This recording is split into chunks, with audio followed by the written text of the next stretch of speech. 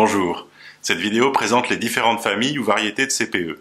Je précise que cette classification n'a pas de valeur juridique et qu'elle ne résulte d'aucun texte.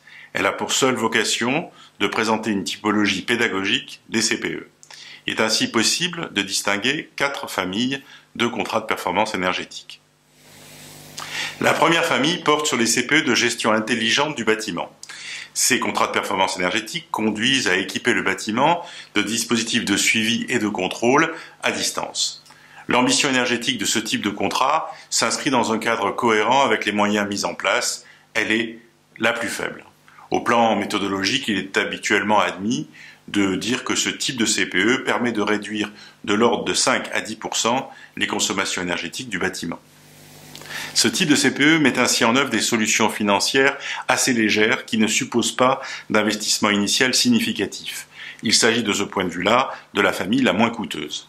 Ce type de contrat peut être considéré ainsi comme disposant du temps de retour le plus rapide, c'est-à-dire comme permettant de couvrir l'investissement initial par des économies de consommation cumulées dans le temps sur une durée de l'ordre de 1 à 5 années. Deuxième famille, les CPE fondés sur le changement des équipements de production et de distribution de l'énergie dans le bâtiment. Ce type de contrat repose sur l'idée d'une modernisation des équipements dans le bâtiment. Au plan technique, il peut s'agir de remplacer la chaudière, d'installer des pompes à chaleur, des groupes de froid, des équipements de ventilation et d'hygrométrie ou de production d'eau chaude sanitaire, etc., etc. Généralement, ces CPE sont considérés comme susceptibles de générer de l'ordre de 10 à 20% d'économie d'énergie.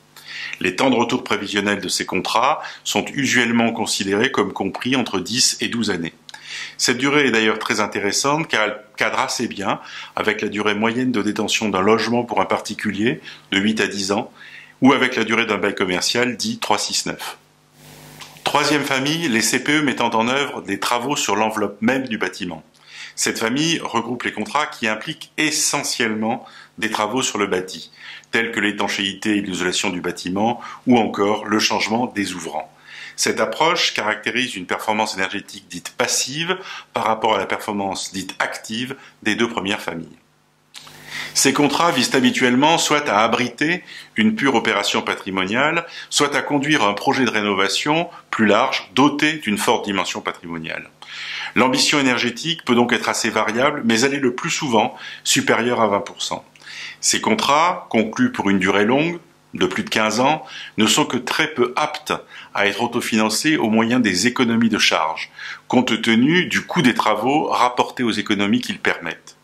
Ces contrats apportent toutefois une amélioration incontestable de la valeur de l'immeuble. Enfin, quatrième et dernière famille, les CPE globaux. Ce type de CPE n'en est pas réellement un, puisqu'il consiste à regrouper dans un seul projet et donc dans un contrat unique toutes les approches précédemment envisagées. Le projet est dans ce cas conçu comme global et actionne en même temps tous les leviers de la rénovation énergétique. Il fait alors appel à des compétences transversales et se traduit habituellement par une réponse portée par un groupement d'entreprises. Dernière précision, la plupart des CPE embarquent, au nombre des mesures d'amélioration de la performance énergétique, une dimension comportementale. Le contenu de ce volet dépend assez largement de l'usage du bâtiment, et les actions de sensibilisation ne seront évidemment pas les mêmes selon que le bâtiment est à usage de logement, d'enseignement, de commerce ou bien héberge une activité de bureau. Merci de votre attention et à bientôt.